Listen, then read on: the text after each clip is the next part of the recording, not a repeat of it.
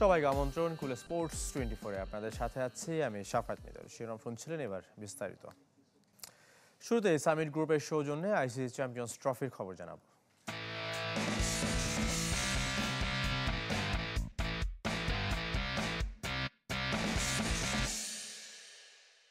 Summit employs the largest number of engineers in Bangladesh's private sector. Varun চক্রবর্তীকে নিয়ে সতর্ক New Zealand. Group পর্বে স্পিনারের বিপক্ষে হিমশিম খেয়েছিল ব্ল্যাক ক্যাপস, তবে নিজেদের স্পিন শক্তির উপর আস্থা রাখছেন দলটির কোচ গ্যারি স্ট্রিট। ব্যাটিং অর্ডারেও পরিবর্তনের ইঙ্গিত দিয়েছে নিউজিল্যান্ড। ফাইনালের প্রস্তুতির আগে ভ্রমণ ক্লান্তি দূর করার চেষ্টায় রাচিন রবীন্দ্র, গ্লেন ফিলিপসরা। দুবাই থেকে আরিফুল ইসলামের রিপোর্ট। কৌতূহলী রাচিন রবীন্দ্র, সাথে কাইল জেমিসনও ছিলেন। জানতে ইচ্ছুক কি হচ্ছে টিম হোটেলের বাইরে। হেড কোচ গ্যারি স্ট্রিটকে ঘিরে গণমাধ্যম কর্মীরা। ভারত বধ আর দ্বিতীয় চ্যাম্পিয়ন্স ট্রফি জয়ের জন্য কি পরিকল্পনা জানার চেষ্টা। সেমিতে দক্ষিণ আফ্রিকাকে হারানো নিউজিল্যান্ড অবশ্য ভ্রমণ ক্লান্তি দূর করতে চায় সবার প্রথমে। লাহোর থেকে দুবাই পৌঁছে অনুশীলনের ধকল নেয়নি পাক ভারত। বৈরিতায় বাকি দলগুলোর মতোই নিরুপায় কিউই। গ্রুপ পর্বে ভারতের কাছে হারের তিক্ততা মনে রেখেছে নিউজিল্যান্ড, বিশেষ করে 5 উইকেট নেয়া বরুণ চক্রবর্তীর কথা। বরুণ দুর্দান্ত বোলার, আমাদের ইতিবাচক থাকতে হবে। উইকেটের আচরণ বুঝে শট খেলার সিদ্ধান্ত নিতে হবে। প্রতিপক্ষকে চাপ প্রয়োগের সুযোগ দেওয়া যাবে না।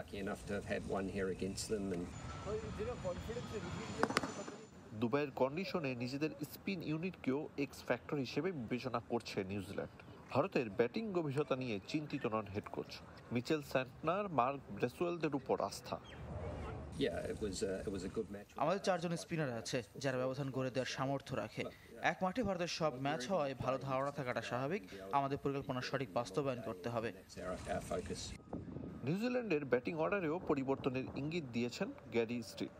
ভারতীয় বোলারদের চ্যালেঞ্জ ছুড়তে বদলে যেতে পারে টপ অর্ডার ব্যাটার রাচিন রবীন্দ্রর পজিশন। আমি ভারত অস্ট্রেলিয়া সেমিফাইনাল দেখেছি। আমরা যে ম্যাচ খেলেছিলাম এর ভিন্ন কন্ডিশন নজরে এসেছে।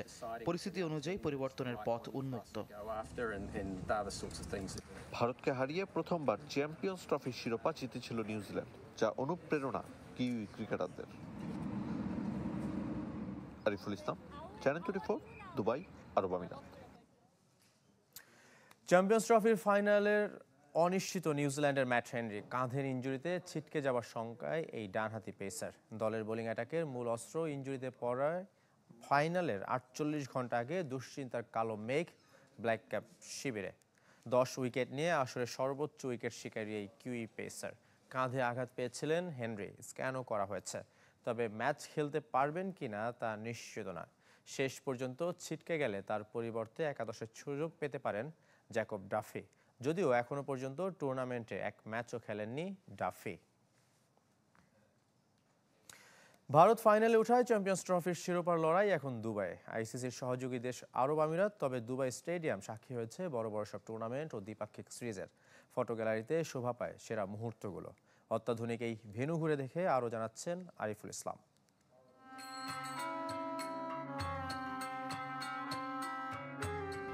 মাত্র 2 বছর 5 মাস, এর মাঝে মরুর বুকে অত্যাধুনিক ভেন্যু। দুবাই স্টেডিয়াম মনে রেখেছে সেসব গল্পগুলো, সঙ্গে ক্রিকেটের ইতিহাস। বিস্তীর্ণ মরুভূমিতে যেভাবে নির্মাণ হয়েছে দুবাই স্টেডিয়াম, 2006 থেকে নয়, ফ্রেমবন্দি দিনগুলো।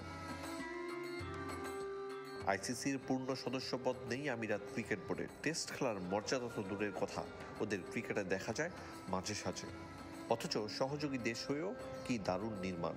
এই স্টেডিয়ামকে কেন্দ্র করে পুরো অঞ্চলের বদলে যাওয়ার ধারাবাহিকতা চলমান। ক্রিকেট বিশ্বের অন্যতম আধুনিক ভেন্যু দুবাই স্টেডিয়াম। ফ্লাডলাইটের বিকল্প হিসেবে রিং অফ ফায়ার নামক বিশেষ আলোর ব্যবস্থা, উন্নত ড্রেসিং রুম, কর্পোরেট স্যুট ও ভিআইপি বক্স। কি নেই এখানে? এশিয়া কাপ, আইপিএল, দ্বিপাক্ষিক সিরিজ, এমনকি টি-20 বিশ্বকাপের সাক্ষী দুবাই স্টেডিয়াম। তবে এর ফটো গ্যালারিতে ওয়ানডে বিশ্বকাপের সেরা মুহূর্তগুলো। 92 চ্যাম্পিয়ন পাকিস্তান, 99 বিশ্বকাপে মাইটি অস্ট্রেলিয়ার অর্জন দেয়ালে দেয়ালে।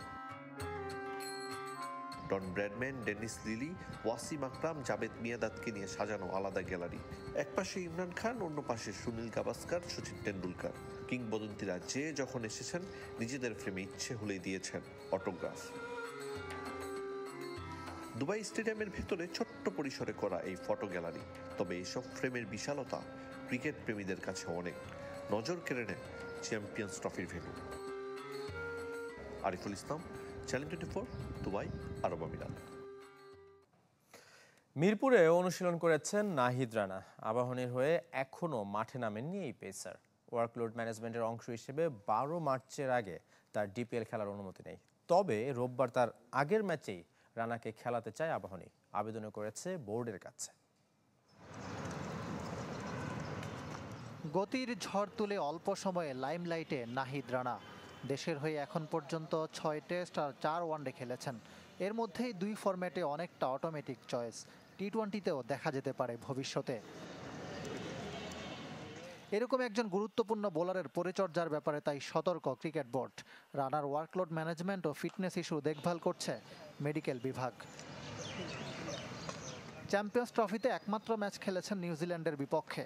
দেশে ফিরে জাতীয় দলের অন্যরা যখন প্রিমিয়ার লিগ নিয়ে ব্যস্ত, নাহিদ রানা তখন ছিলেন বিশ্রামে। তাকে ছাড়াই ম্যাচ খেলছে আবাহনী। এদিন একাডেমি মাঠে নাহিদকে দেখা গেছে বল হাতে। ফিজিও মোজাদ্দেদ আল ফেসানি ছিলেন তার সঙ্গে। অল্প সময় হাত ঘুরিয়েছেন। এই সময় লাইন লেন্থ ঠিক রাখতে চেষ্টা করছিলেন নাহিদ রানা। জানা গেছে বোর্ডের নির্দেশনা মেনে 12 মার্চ প্রিমিয়ার লিগের চতুর্থ রাউন্ড থেকে খেলতে বাধা নেই। কিন্তু রূপগঞ্জ টাইগার্সের বিপক্ষে রোববার আগের ম্যাচেই তাকে খেলাতে চায় আবাহনী। এজন্য বোর্ডের কাছে আবেদনও করেছে আকাশী নীলরা। ইনজুরিতে দলটির পেসার রিপন মণ্ডল। বিপিএল থেকে নাহিদ রানার ওয়ার্কলোড নিয়ে আলোচনা হচ্ছিল।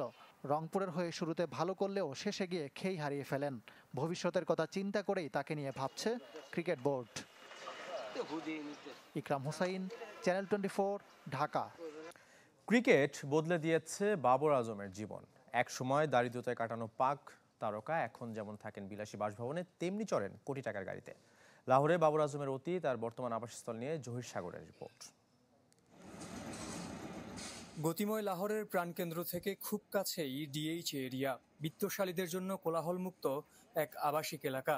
সেখানকার টিপু ব্লকের আজম হাউস পাকিস্তান ক্রিকেট তারকা বাবর আজমের বর্তমান আবাসস্থল। 2017 চ্যাম্পিয়ন্স ট্রফি জয়ের পর চোখ ধাঁধানো এই ডুপ্লেক্স বাড়িতে ওঠেন বাবর। বাবা মা ভাই বোনের পাশাপাশি চাচাদের পরিবারকে নিয়ে থাকেন এক ছাদের নিচে। বাড়ির গেটে বাবরের 3 চাচাতো ভাইয়ের সাথে দেখা হলেও ক্যামেরার সামনে কথা বলতে রাজি হননি কেউ। যদিও অল্প সময়ের আড্ডায় তাদেরই একজন আদিল আকরাম জানালেন বাংলাদেশ নিয়ে পাক তারকার অভিজ্ঞতা ও তার বিয়ে নিয়ে পরিবারের পরিকল্পনা। বাবরের কাছে শুনেছি বাংলাদেশের মানুষ নাকি খুব ভালো ও দয়ালু। প্রথমবারের সফরও খুব উপভোগ করেছে। আর ওর বিয়ে নিয়ে পুরো পরিবার অপেক্ষায়, শুধু রাজি হওয়া বাকি। কয়েক ঘন্টা অপেক্ষার পর দেখা মিলল বাবর আজমের। যদিও ক্যামেরার লেন্স ফাঁকি দিয়ে কোটি টাকার গাড়ি চড়ে ছুটলেন গলফ খেলতে। অথচ অভাব আর অনটনের শৈশব কৈশোর কেটেছে হালের ক্রিকেটের অন্যতম এই ক্রেজের, যার সাক্ষী লাহোরের ফেরদৌস মার্কেটের এই বাড়ি, যেখানে জন্ম আর বেড়ে ওঠা বাবরের। গলির ক্রিকেটে তার প্রতিভা অজানা ছিল না কারো। ছোট্টবেলার খেলার সাথী আলী হাসান জানালেন সাবেক পাক কাপ্তানের ফুটবল ও কাবাডির দক্ষতার গল্প। আমরা এই রাস্তাতেই খেলতাম। বাবর ক্রিকেটের পাশাপাশি ফুটবল ও কাবাডিতেও দারুণ ছিল। এখান থেকে যাওয়ার পর খুব একটা আর দেখা হয় না। খারাপ সময় যাচ্ছে, আশা করি দ্রুতই ফর্মে ফিরবে। বাবর আজমের এই উত্থানই প্রমাণ করে প্রতিভা আর পরিশ্রমের সাথে একটু ভাগ্যের ছোঁয়া পেলে বদলে যেতে পারে যে কারো জীবন। জহির সাগর, চ্যানেল 24, লাহোর, পাকিস্তান। শেষ খবরগুলো স্পোর্টস 24 খেলা সব আপডেট ও রিপোর্টগুলো থেকে ভিজিট করুন facebook.com/sports24 টিম এই পেজে। ধন্যবাদ সঙ্গে থাকার জন্য।